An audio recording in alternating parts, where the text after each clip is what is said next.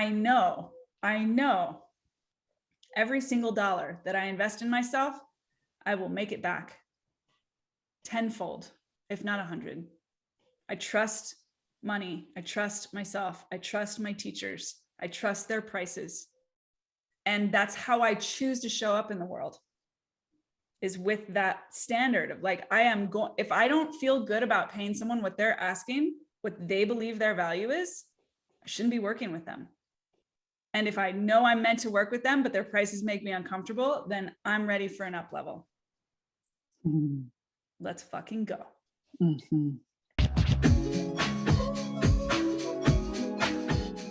I realized recently that that there's a cultural norm that if you want to do somebody a favor, you charge them less.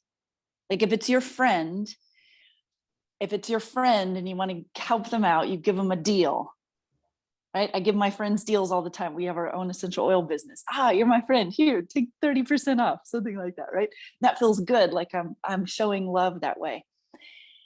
And yet, it's also true that like what I experienced in saying yes to Jessie and this whole different world, this different paradigm in relationship to money was, and I even asked Jessie, I'll just say, I remember, because I love to negotiate and like strike up deals. So I remember coming back to Jessie when I got on the second conversation with her and I was like, so how about if I pay you this and this, whatever. I was wheeling and dealing. And she just said really simply, like, I don't do that. And this is, I don't know if these were the words you said, Jessie, but this was how I felt it. She said, I don't do that in this container. And the reason why is in service to you. And I really felt that the truth of that. So the epiphany and the specificity that I want to pull out here is at certain levels of development, the kindest, most wonderful thing that could happen for a person is to be scholarshiped, to get something free, to get a discount on something. That actually allows them to receive what they need to get filled up at that level. And at another, and I'm doing it like this, not because one's superior to the other. That's not from the place, but just so you can see it. So say at another level of development where there is more complexity and there's been bigger asking of the person from the universe, that the most radically powerful gift that could be given to that person is to charge a high price and invite the person into that. Like that's actually the gift, not a discount. That the gift actually comes from charging a high price and inviting the person into that. That's the gift. Is that not kind of, I think that's kind of radical, but when you experience it makes so much sense, actually. I think I think you're absolutely right. This one needs translation, or maybe it's not even possible because people don't understand it until they experience it. Well, I have a question that might help. Great. What do you know about that person? What do you know about that potential client, that potential customer, that friend? What do you know about them that assures you like this is in their best interest, this serves them? I mean, I'll just take this briefly because it just happened this morning. We have an event coming up. Someone just asked me if I would if I offer scholarships and if I would give her one. And I have actually recently been layering in the complexity of like, I would actually like to entertain that question and not like, I have capacity to consider like, yeah, there might actually be times when I choose to do that. But I like really tuned in to feel into her intention and what would actually serve her. And what came to me was like, if I make this, and it's $200, this is not a big investment for me and my energy. If I let her come in for less than that, she's going to be obliterated by me. Like she needs the money for her and for my business in general creates a kind of consent that like, if they're not actually a full yes for the discomfort of paying whatever it is that they are paying to work with me, they're probably not going to be all that excited about the things that I'm going to ask them to do. They are not going to be prepared for the energy that I'm channeling.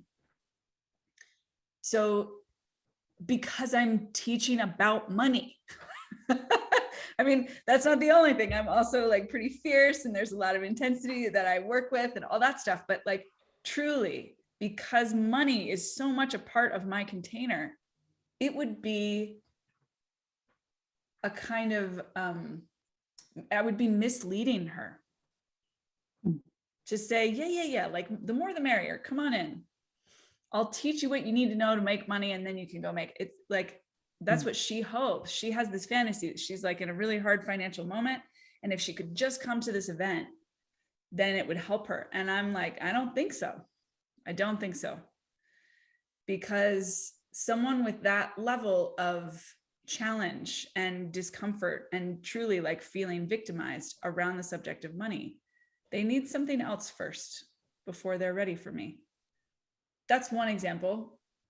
The other example that came through when you were talking about it, Tiffany, is there was a moment when I worked with, they were actually sisters. So I worked with two sisters. This was early on in the business. And one sister hired me for $50,000, and the other one hired me maybe 6 months later, and I had raised my prices, and the same program was now $75,000. And the second sister kind of like, she had watched what had happened to the first sister. The first sister had like skyrocketed really quickly, exponentially increased her income. And the second sister like wanted in. But she still, when she found out that she was going to pay half again as much, she like had that reaction of like, what? And she was really receptive. I just gave her exactly the kind of prompt that Tiffany, you just reflected. Like, what if it's better for you? What if you're the lucky one because you're paying more? And that was enough. Like she like got it, grokked it, and was like, oh, that's right. Because now I'm the one who's invested $75,000 in myself. That's more, right? It was a little like cute competition between them. And then the first sister came back to me and she was like, my sister just told me that she's like winning because she's paying you more than I paid you, you know? And I think that part of this is just expanding the conversation. It's not necessarily just one thing. Again, this is not just the binary of like, it's better if you pay more. That's not true. Sometimes you pay more for something and it's legit, it's not as good. That happens too. But to dismantle the disempowerment that we feel around money by trying to disempower money or trying to disempower other people around money. Oh, yeah. So instead, it's like, oh, the prices have gone up, or the price is more than anything that I paid before, or the price, it's like, what would that be like for me? What would it be like to do that instead? And I think, Tiffany, you and I are only able to hold that question with that kind of clean, pure energy because we've done it. So we know what it's like. I've invested over $1 million in myself at this point, personal development, professional development. That doesn't make, for the record, doesn't necessarily make it comfortable. Still. I love that.